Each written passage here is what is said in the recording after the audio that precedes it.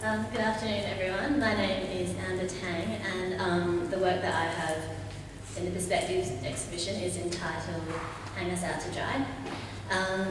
My general concept was firstly to explore notions of beauty amongst women, and it's a theme that I think is widely explored in lots of contemporary art, in particular by female artists, and it's mainly due to the construction of beauty and how you could say that it often victimises women and can be used to make women feel inferior. And I think there are a lot of ideas that one can take from the work, and to be honest, I'm not entirely sure which one I agree with most. The concept came from the idea that women are their own worst critic, and for those of you that are women, how often do you find yourself worrying more about what other women think and what other girls think than what men think or what boys think? So it's kind of like women exaggerate the importance of beauty when men aren't necessarily even paying attention to all the things you're worrying about. So it's a constant struggle to attain beauty, and who can even really define what beauty is at any given moment. So it's this fleeting, ever-evolving idea that can never truly be pinpointed, and what is beautiful one day can be hideous the next, and what I think is beautiful might not be beautiful to you, and who you think is beautiful I might think is only average looking. So it's the idea of cosmetics and makeup and plucking your eyebrows or anything that could be considered to impose a change on your natural self, to improve your appearance, to find beauty or to enhance beauty, whatever that may be. So I was trying to satirise what might be considered the most vulnerable stage of the day for a modern woman. So when you're standing in front of the mirror, you're plucking your eyebrows or you're squeezing your pimples, or you're trying to put makeup on so it looks like you're not wearing makeup. And it's something I experience every day, and it's not like I'm trying to exclude myself or claim to be superior to the idea of beauty, but it was when I was standing in front of the mirror one day that I just thought, why am I doing this again? Who am I doing this for? And who's telling me to do it? And who's saying this is what you should look like, or this is what you should be improving in yourself? So it was incorporating the idea of ritual and routines that are in some cases used by women to try and attain what society outlines to be beautiful, and what may even be considered an unrealistic standard. But then again, it doesn't have to be viewed as my criticism, but it could just be seen as a series of candidates of women in the morning just going about their day. And my influences and inspiration.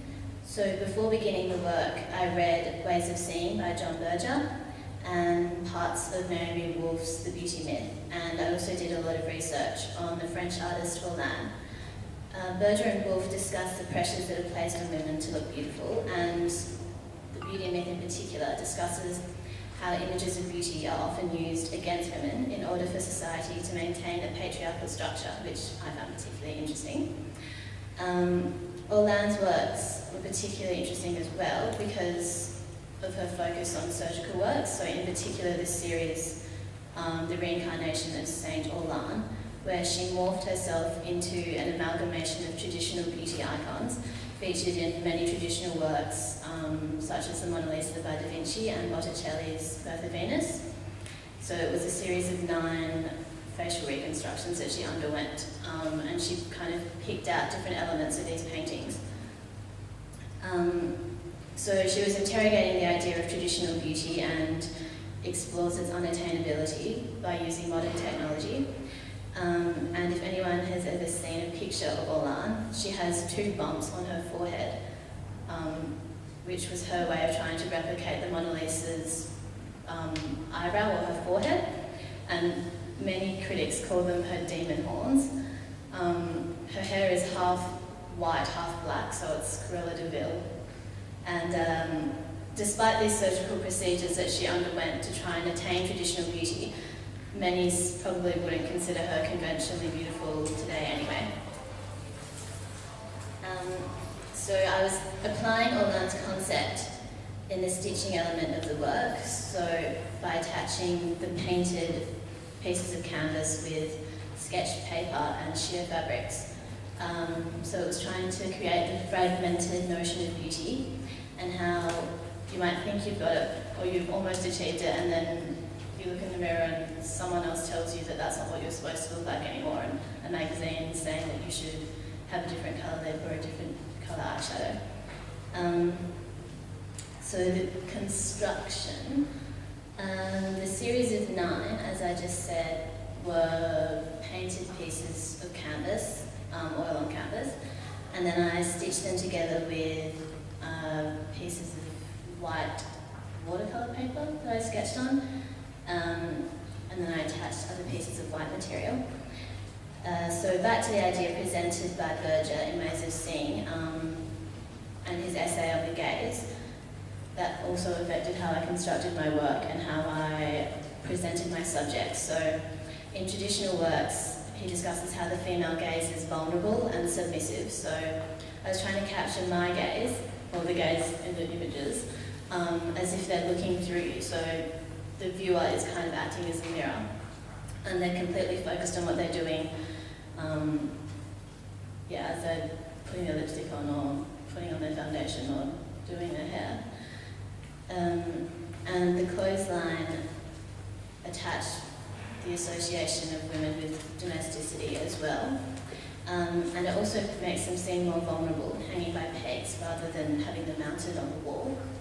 So the metaphor that I used was society and women hanging themselves out to dry in the breeze that brings the pressures of beauty. So in the act of hanging, they're being criticised, scrutinised and judged. And then finally, the 3 self-portraits were kind of like a last-minute addition, and they were there to place me not only as an observer of the administration of the beauty myth, but also a victim of the cycle. So the style I employed in painting was influenced by artists such as Alice Neel, the American painter, a little bit from Egon Schiele, and also Suzanne Valadon, and it was looking at mainly post-impressionist works and their use of colour.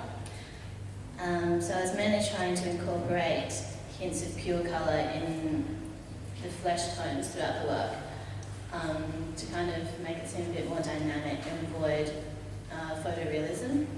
And the portraits are also there as a way to complete the work and make it seem more holistic.